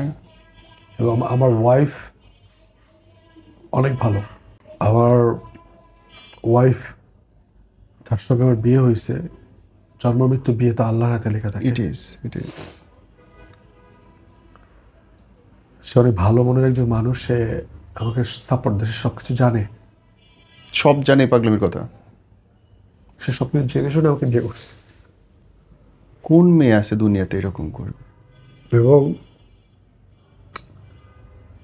এই 2-3 মাস আমি তার সঙ্গে ভালো করে কথাও বলিনি। আরও সব কিছু সহ্যও করতেছে। হ্যাঁ, সে বলছে আপনার বিপদ মানে আমার বিপদ, ও মাই গড, আপনি টেনশন নিন না, আমি আপনার সাথে আছি। সিরিয়াসলি? মাঝখানে আমি আবার পালাইছিলাম, হ্যাঁ একা, কাউকে নিয়ে না। ভাবছিলাম যে এবার আর ফিরবো না, হ্যাঁ। তারপরও বউ মেরে নিচ্ছে, তারপরে আবার ঢুকছো? ওই পালাই যাওয়ার পর ওর সাথে আমার যোগাযোগ ছিল, আমি তার সাথে দেখা করছি, আমার যাকে ভালোবাসতাম। আমার বউ এসব নিয়ে কিছু অভিযোগ করে না। সে বলে আপনার যখন সময় হবে, যখন আপনার মনে হবে যে আপনি আমাকে ভালোবাসেন, আমি অপেক্ষা করব, কারণ এখন আমি আপনার বিয়ে করা বউ, আপনার ভালো মন্দ দেখার দায়িত্ব আমার। আর আমার শ্বশুরবাড়ির মানুষজন আরও ভালো। আমার ওয়াইফ সব কিছু লুকায় রাখে, কাউকে কিছু বলতে দেয় না। এখন ওরা তো ফেরেশতা, তাইলে এরকম বউ এখনো- হয়? এরকম বউ হয় নাকি? হয়তো জীবনে মনে পূর্ণ করছি তাই পাইছি, কিন্তু এখন আমি যাকে ভালোবাসি সে এখন পাগলামি করতেছে, তার মা আমাকে অভিশাপ দিতেছে, ভয়েস পাঠাচ্ছে, আমি ডাস্ট খায়া মরবো, পটি খায়া মরবো, তার সন্তানই কিছু হলে আমারে ছাড়বে না, এই এক্সেট্রা এক্সেট্রা। আমি ঠকাইছি, ইউজ করছি, বেইমানি করছি। আশিক, জীবন থেকে বেইমানি না আমি করছি জানেন, আমি আমার মায়ের সঙ্গে বেইমানি করছি, আমি আমার নিজের সঙ্গে সবচেয়ে বড় বেইমানি করছি। রিজিকের সাথে বেমানি করছো? রিজিকের সঙ্গে বেইমানি করছি, আল্লাহর সঙ্গে বেইমানি করছি। আমি কাবাঘর ছুঁয়ে এসে এত বড় অন্যায় করা আমার ঠিক হয় নাই। আমি বেইমানি করলে আমি আমার ওয়াইফের সঙ্গে করছি, তার সঙ্গে না। সে যা যা আমার সঙ্গে করছে, এরপর কোনো পুরুষ মানুষ তার সঙ্গে থাকতো না। আমি সব কিছু সহ্য করে থাকছি বিকজ আমি তাকে অনেক ভালোবাসতাম। ভালোবাসার বাইরেও কি আমি তাকে মায়া করতাম, মায়ায় পড়ে গেছিলাম। আমি এগুলো বিশ্বাস করি না আশিক। আমি এটাকে টক্সিসিটি হিসেবে দেখি। আপনি মিশলে আপনিও তার মায়া পড়বেন। ইম্পসিবল। আমার চোখ খুব পরিচ্ছন্ন। আমি টক্সিক Sorry. মানুষদের ব্যাপারে খুব সচেতন। টক্সিক মানুষরা একবার সর্বোচ্চ ভালোবাসবে, আবার সর্বোচ্চ ঘৃণা করবে। এই করতে করতে নিজেকে একটা দ্বিধায় ফেলে দেয়। তোমার সেই কাণ্ড হয়েছে।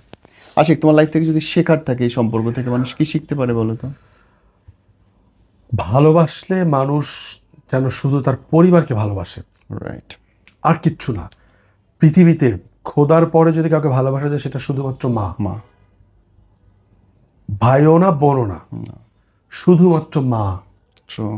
এরপর যদি কাউকে ভালোবাসা যায়, নিজের সন্তান, ওয়াইফ, রাইট। বন্ধু বান্ধব, আত্মীয় স্বজন। যারা সত্যিকারে ভালোবাসি বলে আসে, তারা আপনার জীবনটাকে নরক করে দেবে, অন্য কিছু না। একদম একদম। নীরব ভাই, আমাকে আপনি দেখছেন আমি কোথায় ছিলাম? আমি মিলাইতে পারতাছি না চেহারা, না আচরণ, না শব্দ, কোনো কিছুই না আশিক। আপনি তো আমার একটা ভালো চেহারা দেখতেছেন। আমার দাড়ি ছিল এত বড় বড়, চুল ছিল এত বড় বড়, এখানে কালি ছিল, কঙ্কাল ছিলাম। দোয়া করে আশিক, আল্লাহ মানুষ হৃদয় না শক্ত করুক এবং আমার চোখ মতো খুলে ভুল না দিক। করে। হৃদয় ভালোবাসো, অন্ধ হয়ে ভালোবেসো না। ইস, যেখানে সম্মান নেই, নো। তাই না? যত প্রিয় মানুষই হোক, তাকে ছুঁড়ে ফেলে দিয়ে সরে আসা উচিত। এতে যদি আমার মৃত্যু হয় তাও ভালো, নেভার এভার। যেখানে সম্মান হিসেবে ভালোবাসা নেই, সঠিক। তাকে ভালোবাসছি, আজীবন তার জন্য আমার মনে একটা সফট কর্নার থাকবে, ভালোবাসবো। ব্যাস। এবং তাকে যে মনে করবো আমি, সেটা আমি ঘৃণার সাথে মনে করব। এবং আমি অবাক হচ্ছে তোমার ওয়াইফের ডেডিকেশন দেখে। এটা সে খুব ভালো। মাশাআল্লাহ, আল্লাহ আমি জানি সে আমার সমস্ত অপরাধ ক্ষমা ক্ষমা করে দিবে। মাশাআল্লাহ। একটা মানুষ হিসেবে এর চেয়ে বড় কিছু আসলে পাওয়ার নেই। দোয়া করবেন, অবশ্যই, আমি আগামী দিন তার সঙ্গে থাকবো। ইনশাআল্লাহ। আর তোমার ডিরেক্টর, প্রডিউসার এবং দর্শকদের জন্য বলো, they are missing you, at least I missed you man. আসলে আমি আমার ডিরেক্টর, প্রডিউসার, দর্শক যারা আছে তাদের সবাই সাহায্য করে ক্ষমা চাচ্ছি। সিনেমাতে তো অনেক প্রেম করছি, আসলে কখন যে সত্যিকারের ভালোবাসা পড়ে গেছি বুঝি নাই, একটু ডিস্ট্র্যাক্ট হয়ে গেছিলাম। আমি আগের আশিক হয়ে আবার ফিরতে চাই, আবার আবার আগের মতো কাজ করতে চাই। যারা আমাকে ভালোবাসেন ক্ষমা করে দিবেন। আর ডিরেক্টরদের যাদের ক্ষতি আমি করেছি, হয়তো সে ক্ষতিপূরণ দেওয়ার সামর্থ্য এখন আমার নাই, বাট আমি কাজ আবার ফিরতে চাই। আমাকে হেল্প করেন, আমাকে একটা সুস্থ জীবনে আবার ফিরে আসতে সাহায্য করেন। আর দর্শকদের উদ্দেশ্যে একটা কথাই বলবো, মাকে ভালোবাসো, পরিবারকে ভালোবাসো, সবচেয়ে বেশি ভালোবাসো নিজেকে। যে নিজেকে ভালোবাসে না, সে কাউকে সে ভালোবাসে। কাউকে ভালোবাসতে পারে না। আশিক, শেষ করব, কিন্তু আমার না ওই কথাটা সবাইকে শোনাইতে ইচ্ছা করতেছে। তোমার খাবার দিত যেন কেমন করে তোমার মা, বলবা? বাসায় যদি শক্তি থাকে কলিজার উপরে বলো। আমার চোখ ভিজে গেছিল, আমি সহ্য করতে পারি না এই শব্দটা। হচ্ছে কি, আমি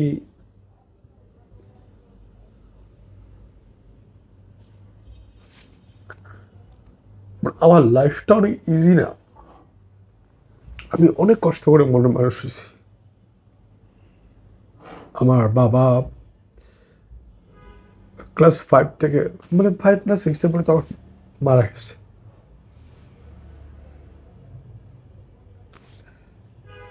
তো আমার মা আমাকে অনেক কষ্ট করে মানুষ করছে, সেলাই কাজ করতো। আমাদের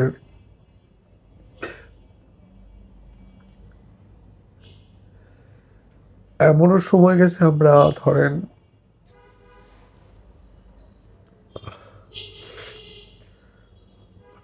একবেলা খেয়েও থাকছি। 3 ভাই বোনে। আর আমাদের অনেক অর্থ সম্পদ ছিল, কিন্তু আমরা 2 ফ্যামিলি ছিলাম। আমার বাবা 2 বিয়ে করছে, আমরা পরের ঘরে ছিলাম। আমরা খাবারে কষ্ট করছি, আমরা জামা কাপড়ের কষ্ট করছি, আমরা যেদিন পাশের বাসায় কেউ আমাদেরকে, হয় না পাশের বাসা আমরা দেখছে, ধরেন 2টা রুটি দিয়ে গেছে, সেদিন আর আমাদেরকে ভাত দেওয়া হয়নি।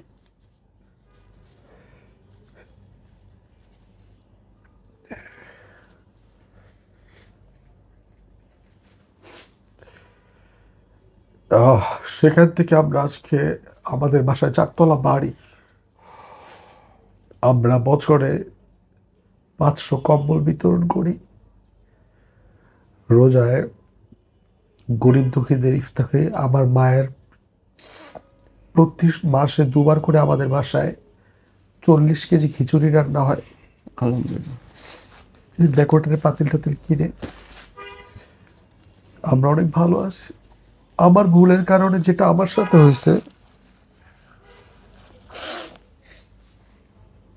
আমি যখন অ্যাবনর্মাল হয়ে গেলাম, সবাই তো আমার প্রতি প্রচণ্ড ঘৃণা, কেউ তো আমার সাথে কথা বলে না। অথচ কি আদর করতো তোমারে সবাই। আমার কথা সব কিছু হতো বাড়িতে। বাড়িতে একটা বাড়িতে একটা অনুষ্ঠান হলো, সেটা আমার আমার কথা ছাড়া হতো না। কাউকে চিকিৎসা করতে বিদেশ নিতে হবে, সেটা আমাকেই নিতে হতো। আমার কথা ছাড়া বড় ভাই বাসায়, তার কথা কিছু হতো না, শুধুমাত্র আমার কথাই সব হতো। আমি আমার জায়গা নষ্ট করছি একজনকে ভালোবেসে। যখন আমি 1-1.5 মাস ঘরে বন্দি,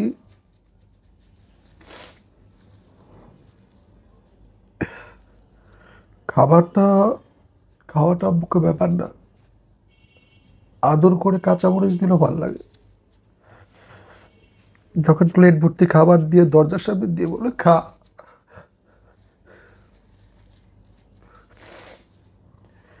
তো যার জন্য এত কষ্ট সহ্য করছি, তার মা, তার বোন, তার বন্ধু বান্ধব, সবাই শুধু তারটাই দেখছে, তার চোখের কান্নাটা। আমি যে এত স্যাক্রিফাইস করছি, আমার এটার কোনো মূল্যায়ন হয় নাই। কুত্তা বিলের মতো খাবার দিছে। ও আল্লাহ, সে আমাকে মূল্যায়নই করে নাই। এটাই তো অস্ত্র। তুমি যত করবা তত বলবে কিছুই করো নাই, এবং তুমি আরো বেশি করে করতে চাইবা। আমি নাকি তাদের ক্ষতি করছি? ক্ষতি তো আমার হয়েছে। তো সব ধ্বংস করছো, সব। আমি আমার পরিবারের টুকরো টুকরা, আমার পরিবারে কেউ আমার সাথে কথা কথা বলে না এখনো পর্যন্ত না, কারণ আমি তাদের মান ইজ্জত সব ধুলাই মিশিয়ে Oh my দিচ্ছি। God, oh my God. আল্লাহ মাফ। আর ওরা বলে আমার কিছুই হয় না, আমি নাকি বাসায় আড্ডা করতেছি, হাসতেছি। এই চেহারা আশিক, এইটা তুমি? আমি নাকি মুভ অন করছি, আমি নাকি সংসার করতেছি। আলহামদুলিল্লাহ, যদি সত্যি হয় এটা আলহামদুলিল্লাহ, এটা আলহামদুলিল্লাহ। ভালো থাকি বাসা উচিত। যে ভালোবাসার মূল্যায়ন করতে জানে। কাটি আসি বা ভালোবাসা বলতে পৃথিবীতে কিছু নাই। ইউজ, কে কাকে ভালোবাসা কেমনে ইউজ করতেছে। শুধু মায়ের জন্যই। সঠিক, মা বউ এছাড়া কিছু নেই। মায়ের পরে স্ত্রী। সন্তান। আল্লাহ আমার একজন নেককার স্ত্রী দিছে, ভালো স্ত্রী দিছে, আলহামদুলিল্লাহ, আলহামদুলিল্লাহ। তার প্রতি যেন দায়িত্ব পালন করতে পারি। অবশ্যই। সরি, আমি আসলে কাউকে কথাগুলি বলতে পারতেছিলাম না। লাইফে তো অনেক ইন্টারভিউ দিছি, channel I, ATN Bangla, NTV, কোনটা বাদ ছিল। হাসছি, আমি বলতে পারবো না আমি লাস্ট কবে হাসছি।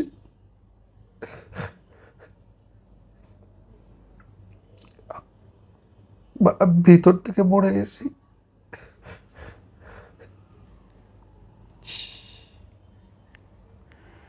আপনি যে বিষ কিনে খাবেন, সেই বিষ কিনে খাওয়ার টাকাটাও আমার কাছে নাই। আমাকে এমন ভাবে শূন্য করে দেওয়া হয়েছে। দরকারও সেটা ছিল। হ্যাঁ, আমার লাইফে এই শিক্ষাটা দরকার ছিল। দরকার ছিল। হয়তো অনেকে বকবে, সব তোমার কথাই সত্য কিনা। আমার সব কথা হয়তো সত্য না, সব চোখের কথা পানি কখনো। সত্যি, এবং সবচেয়ে বড় কথা, সব কথা তুমি বলতেও পারলা না। এমন অনেক ইস্যু আছে যেটা আমিও জানি, বাট তুমি সেটা স্পষ্ট করে এখানে বললাও না। চাই না কারো অসম্মান করতে, যাকে ভালোবাসি তার অসম্মান চাই না। আমি তো তার নামটাই বললাম না, ইয়া, আমার দরকার নেই। দরকার নেই। থাক, আল্লাহ ভালো রাখুক, দূরে রাখুক।